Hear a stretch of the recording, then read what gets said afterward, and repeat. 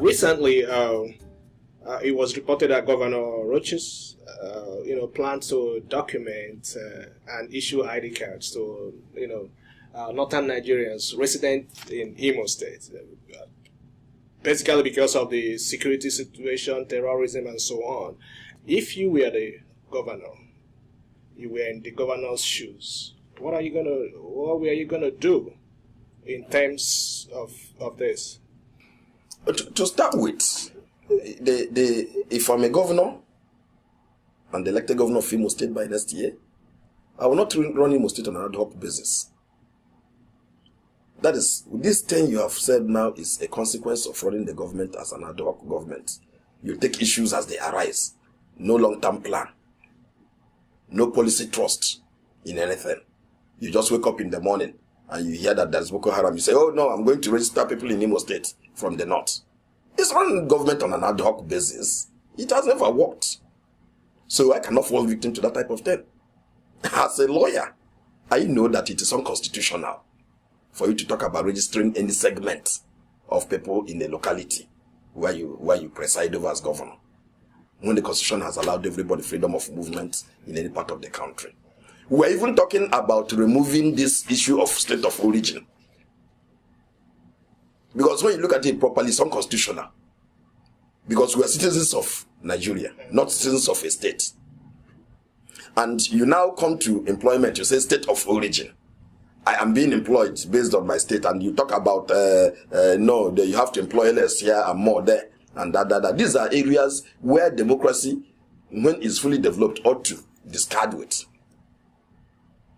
So my reaction is that in the first place, I can't fall victim to that type of thing. So the issue of how will I react if the Senate starts talking about slamming me will not arise, because I will never ever fall victim to that type of thing. No governor who is in his right frame of mind can do that or fall victim to it. In any case, rightly or wrongly, the governor has denied ever making such a move.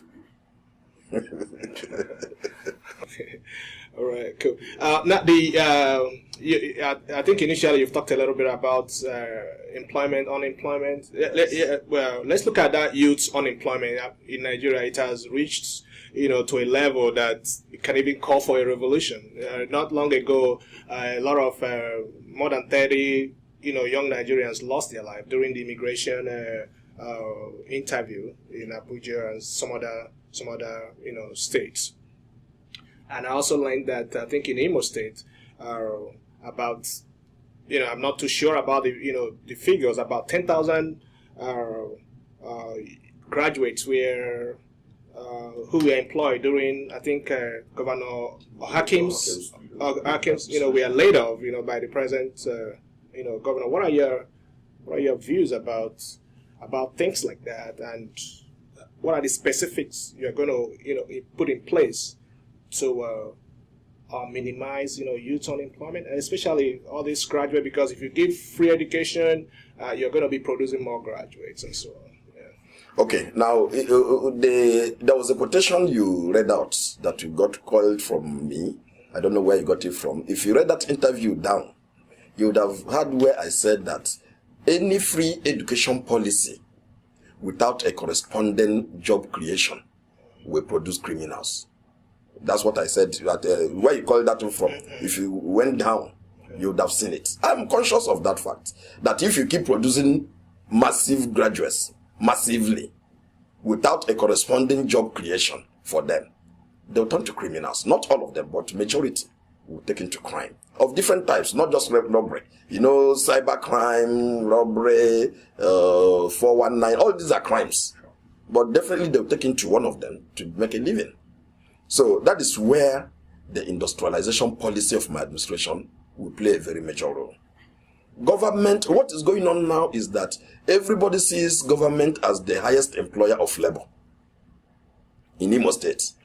That is why when somebody, if you interview some of us in the race, or if you interview the incumbent, he will tell you that he's going to create 20,000 jobs, youth for employment program. And 20,000 jobs is putting them on 20,000 naira a month. Just like that, in the civil or public sector. That is not job creation, properly so called. We want to do an industrialization policy that, look, Imo has the potentials, for instance, to get a big time investment on oil production, not crude, palm oil production, and it will be capable of employing 5,000 youths. And this one is real employment, not 20,000 naira a month. Because 20,000 naira a month may be what I pay to my pump attendant, who is not a graduate. That you gather graduates and you say 20,000 naira a month, and you just say you are employing. No. So the focus will be on industrialization with a view to creating job opportunities, well-meaning job opportunities for the youth. 2, you now have a supportive job creation by the public sector. For those who are professionals like lawyers, Ministry of Justice, doctors in the health sector. But for people who are engineers, electronic engineers, maritime, you don't need to go pay them 20,000 naira in the civil service. And Imo is an oil producing state. Yet, we don't have oil-related industries. And nobody is thinking about them. So, the industrialization policy we want to implement will take care of a lot of job creations. Then we will not support it with what the public sector as government can do. But most importantly, I have a program to run a reorientation activity in Imo. The psyche of the Imo light has been destroyed. And you know, no matter how well your policy is, or the implementation is, if the psyche is not properly realigned, it will get to nothing. For instance, you go to Imo State now, you see traffic regulation, zebra crossing, which means that a driver should stop and allow people to pass. And you see somebody doing there at 100 kilometers an hour. Without stop, you know. And when you stop the person, I say, what is it? And he gets angry and so on. So these are psychological things that we need to deal with. There is need for reorientation, redirecting our people on the things that are right. There was a time in Nigeria that if you are licking banana on the road, you will not be willing to drop it off. During the Buhari Idiabo regime, what has happened to the people? Are we not the same people who were beaten into line? Before that time, it was like a massacre of the insane, makeba of the insane. So I believe that if you have a disciplined administration in Imo State, an administration that will not run against the flow of traffic in a hold-up, people will follow suit. And I will never, as governor, run against the flow of traffic. If I want to go for a function, I will leave early enough to be able to be in that function. You will never ever see me as governor run on the opposite direction simply because I'm governor.